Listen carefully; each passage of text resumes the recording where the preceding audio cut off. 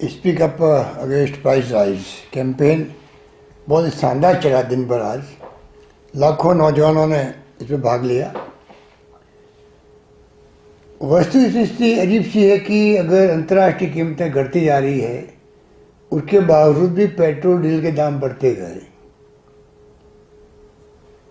और क्यों बढ़े, इसका कारण सिर्फ एक है कि केंद्र सरकार ने जिस प्रकार से एक्साइज ड्यूटी जो मेन होती है, जिसमें राज्यों का हिस्सा होता है, उसको तो कर दिया, बहुत ही कम कर दिया। और एडिशनल एक्साइज ड्यूटी और स्पेशल एक्साइज ड्यूटी उसको लगातार बढ़ाते गए।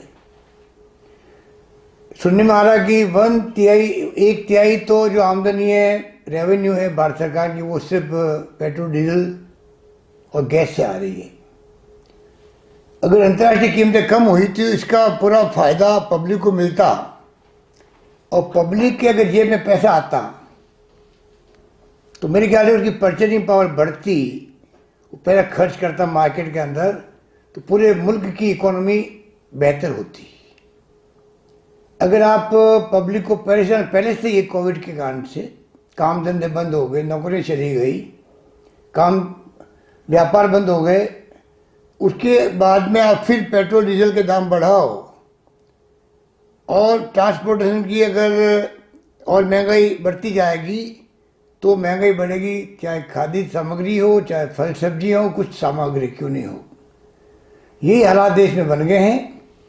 20 लाख करोड़ का पैकेज की घोषणा की गई और कहा गया जीडीपी का 10% ये भाग है, 20 लाख करोड़। सबने स्वागत किया उसका।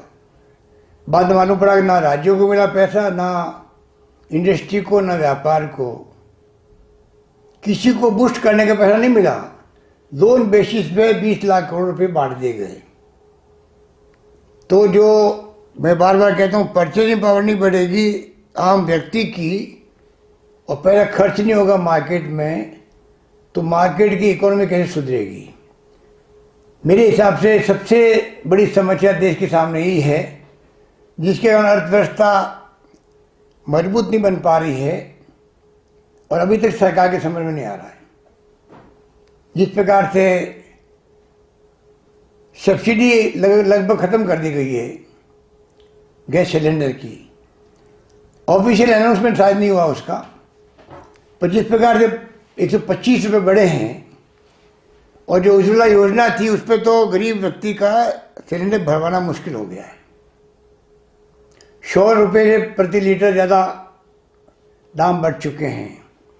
राजस्थान सरकार ने कोशिश की थी 2% कम करने की वैट को।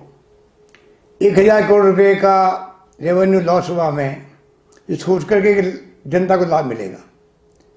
मालूम पड़ा 2 दिन के अंदर अंदर जिस प्रकार वहाँ पर महंगाई बढ़ाई गई पेट्रोल की, डीजल की, तो हमारा 2% कम करना का जो इम्पैक्ट होना चाहिए था पब्लिक में, वो नहीं हो पाया। इस प्रकार से पता नहीं क्यों, जब सरकार में नहीं थे लोग, तब तो लगातार लंबी चौड़ी बातें करते थे, यूपीए गवर्नमेंट के ऊपर आरोप लगाते थे, और 6-7 साल हो गए इनको सरकार में आए हुए, लगातार महंगाई बढ़ती जा रही है। उसके बावजूद कोई कदम नहीं उठाए जा रहे, बल्कि जमाखोरों को परमिशन मिल गई है, क्योंकि एसेंशियल कमोडिटीज थी, उस लिस्ट को लगभग ख़त्म कर दिया गया। तो पता नहीं वो लागू हुआ या नहीं हुआ, परंतु अभी से ही लोगों ने जखीरे बनाने प्रारंभ कर दिए हैं। उस कारण से और महंगाई बढ़ती जा रही है। सरकार को समय रहते हुए कदम उठाना चाहिए, जिससे कि महंगाई पर काबू पा सके, वरना लोगों में असंतोष पैदा होगा, वो जनहित में नहीं है, देश हित में नहीं है। मेरी बहुत शुभकामनाएं हैं तमाम उन साथियों को जिन्होंने आज इस कैंपेन में speak up against price rise में भाग लिया। मैं उम्मीद करता हूं कि आज का अभियान जो चलाया गया है उसका बहुत बड़ा इम्पैक्ट पड़ेगा और जनता की भावना पहुंचेगी सरकार तक, और सरकार की नींद उड़ेगी तो मैं समझता हूं जनता का भला होगा। धन्यवाद।